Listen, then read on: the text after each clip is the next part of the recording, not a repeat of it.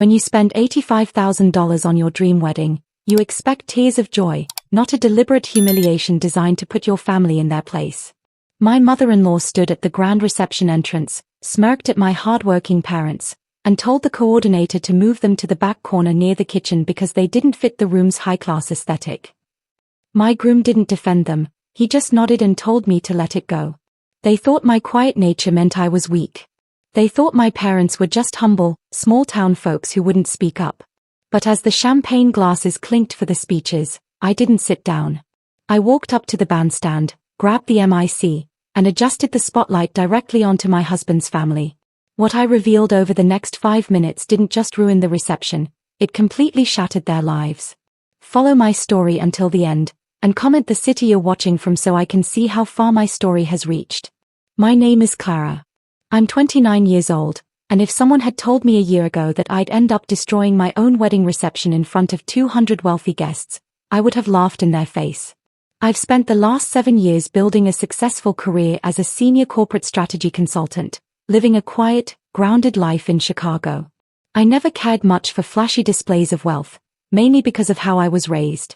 My parents are soft-spoken, incredibly hard-working people. My dad spent 40 years as a diesel mechanic running a small two-bay repair shop in our hometown, while my mom managed the front desk and kept our family anchored. They live simply, drive older cars, and never felt the need to prove their worth to anyone. Mark's family, on the other hand, lived in a completely different world, or at least, they pretended to. His mother, Evelyn, was the kind of woman who wore designer labels like armor and couldn't start a conversation without subtly dropping the price of her latest trip to Aspen. To the outside world, the family possessed old money refinement and high society standing. But behind closed doors, I began noticing strange cracks in that pristine facade long before the wedding. Evelyn made constant, passive-aggressive jabs about my background. She'd sigh about how different our family traditions were, or make snide remarks about how my parents might feel out of place among their distinguished network of high-profile associates. I swallowed my pride and kept my mouth shut for months just to keep the peace. Mark kept telling me his mother was just particular about standards, and that once we were married, everything would settle down. I wanted so badly to believe him, so I let her subtle insults slide. But what Evelyn and Mark didn't realize was that behind my quiet demeanor, I pay very close attention to details. And what they were planning for our big day wasn't just a slight, it was a calculated trap designed to publicly put my family in their place. The morning of the wedding was supposed to be the happiest day of my life. We had booked a grand, historic hotel ballroom, and my family had spared no expense to make sure every single detail was breathtaking. But the moment I stepped into the reception hall after taking our photo portraits, a cold knot formed in my chest. I looked toward the front of the room. The main head table, table 1, was right beside the dance floor, directly under the crystal chandelier. It was supposed to be reserved for both of our families so our parents could sit together in honor of our union. But when I approached, I saw that the name cards had been completely reshuffled.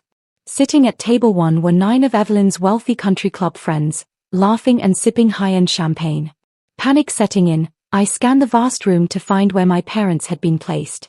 Way in the back corner, tucked against the dark wall right next to the noisy kitchen doors and the corridor leading to the restrooms, sat table 18. There, isolated from the rest of the celebration, were my parents. They were sitting by themselves, watching the room with quiet, dignified patience. I felt a surge of pure rage. I immediately pulled Mark aside into the hallway behind the grand staircase. "Mark, what is this?" I demanded, my voice shaking. "Why are my parents sitting at table 18 by the kitchen? Table 1 was supposed to be shared." Mark didn't look bothered at all. He just adjusted his cufflink, avoiding my eyes before giving me a patronizing look. "Clara, please don't make a scene over seating. My mother's high-profile business associates are here tonight. They expect a certain level of presentation." "Presentation?" I asked, stunned. "They're my parents, Mark. They paid for this entire venue." Mark sneered, leaning in slightly. "Look at them, Clara. Be realistic. Your dad is wearing an off-the-rack suit, and your mom's dress isn't designer. They look poor. They just don't fit the aesthetic of the front table. Let's not embarrass my family in front of people who actually matter." I stared at the man I had just sworn to spend my life with. Through the glass doors, I looked back at my father. He caught my eye, gave me a soft smile, and gave me a gentle thumbs up, trying to reassure me that he was fine just to spare my feelings on my wedding day. That was the exact moment something inside me snapped. The quiet, forgiving bride was gone. Instead of exploding right there in the hallway, a strange, razor-sharp calm washed over me. I looked Mark dead in the eye, smoothed down my lace gown, and said, "You're right. Let's not ruin the evening." He let out a sigh of relief, completely oblivious to what was actually going through my mind. He thought he had successfully put me in my place. But what Mark and his mother didn't know was that I held a secret, one I had uncovered just 2 weeks before our wedding while helping my father organize his financial paperwork.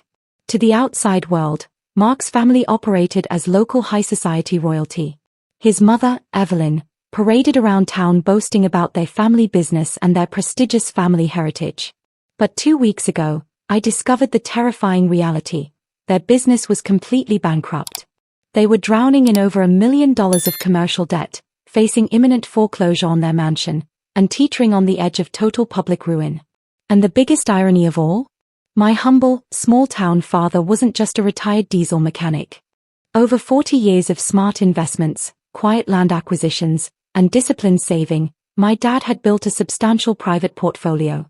When Mark's father came begging for a lifeline 6 months ago to avoid criminal insolvency, it was my dad who privately bought out their defaulted bank loans through a silent holding company.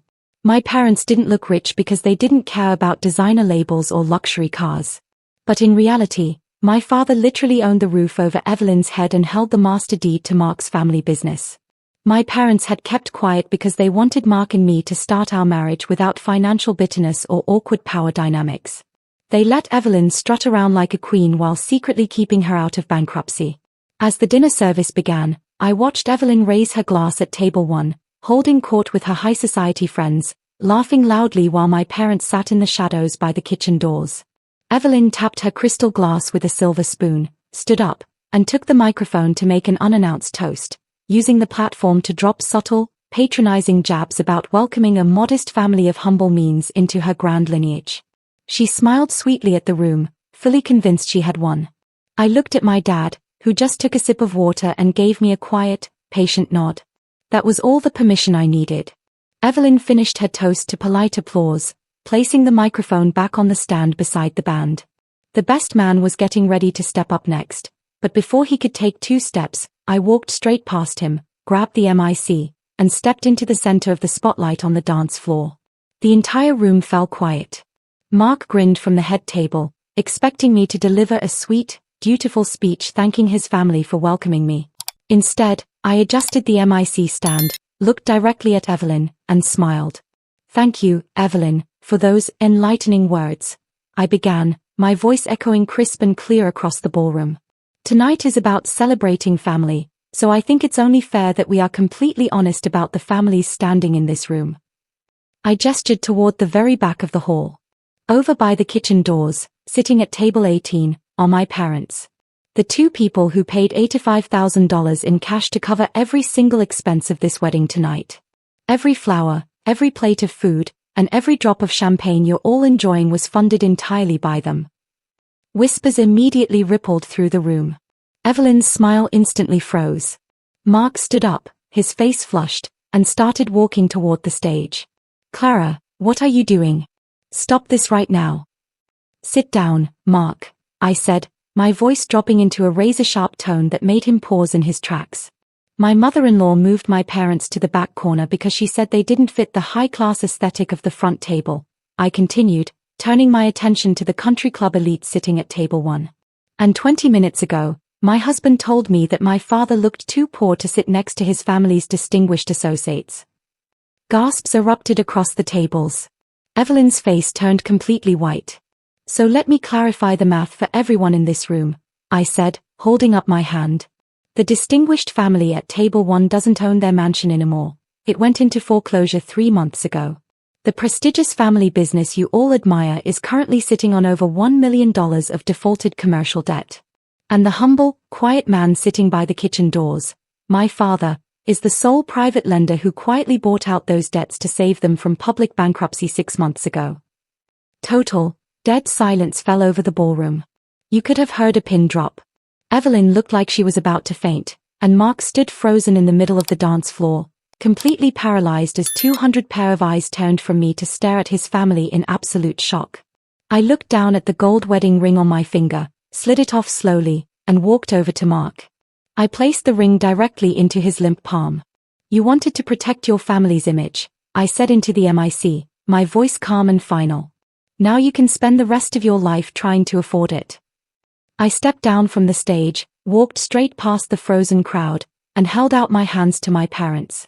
My mother had tears in her eyes, but my father simply stood up, kissed my forehead, and whispered, I'm proud of you, sweetheart. Together, the three of us walked out of the ballroom, leaving the grand reception behind. The fallout was immediate and catastrophic. I filed for a full annulment within 48 hours, citing fraud. Without my father's voluntary leniency, his holding company immediately called in the defaulted loans against Mark's family business. Evelyn and her husband were forced to liquidate their luxury cars, sell off their jewelry, and surrender their mansion to cover the debt before criminal fraud charges were filed. Mark tried calling me dozens of times, begging for forgiveness and claiming he was just trying to keep his mother happy. But I never answered. He ended up moving into a small, rented apartment across town, working 2 jobs just to cover his personal debts, while his mother's precious social status evaporated into thin air overnight. As for me, I relocated to a seaside town, bought a beautiful home near the coast, and brought my parents along to live near me. Seeing them relax in the garden every evening, free from the shadow of arrogant people who judged them by their clothing, was worth every bit of chaos that night. Standing up to Mark's family didn't just save my future, it reminded me where I truly came from. Now, I'm curious about you listening to my story. What would you have done if you were in my shoes at that reception? Have you ever had to put arrogant in-laws in their place? Comment your thoughts below. And don't forget to check out the 2 other stories on the screen right now for more crazy life drama. Thank you for watching.